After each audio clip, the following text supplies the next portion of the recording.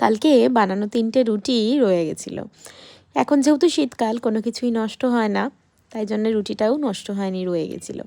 এরকম ছোটো ছোটো টুকরো করে কেটে তেলে একটু ভালোভাবে ভেজে নিয়েছি, বেশ একটু ক্রিস্পি করে। তারপর তেলের মধ্যে দিয়ে দিলাম পেঁয়াজগুলো। পেঁয়াজটা একটু ভাজা ভাজা করে সাইডে সরিয়ে নিলাম। তারপর দিয়ে দিলাম 2টো ডিম। ডিমটাও একটু ভাজা ভাজা করে নিলাম। তারপরে কিন্তু পেঁয়াজের সঙ্গে মিশিয়ে নিলাম, একটু ম্যাগি মশলা দিয়েছি যাতে টেস্টটা ভালো আসে, আর একটু সস দিয়েছি। দিয়ে ভালোভাবে মিশিয়ে নিলাম ডিমের সঙ্গে পেঁয়াজটা। তারপরে ভেজে রাখা যে রুটিগুলো ছিল, ওই রুটিগুলোকে দিয়ে দিলাম।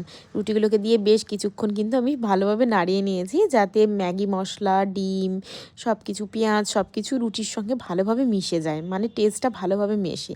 তারপরে উপর থেকে দিয়ে দিলাম হচ্ছে চিজ গ্রেট করে। এভাবে দিয়ে খেতে কিন্তু বেশ অন্যরকম লাগলো। আমি কোনোদিনও এটা বানাইনি, আমি অনেক ভিডিও দেখেছি এটার।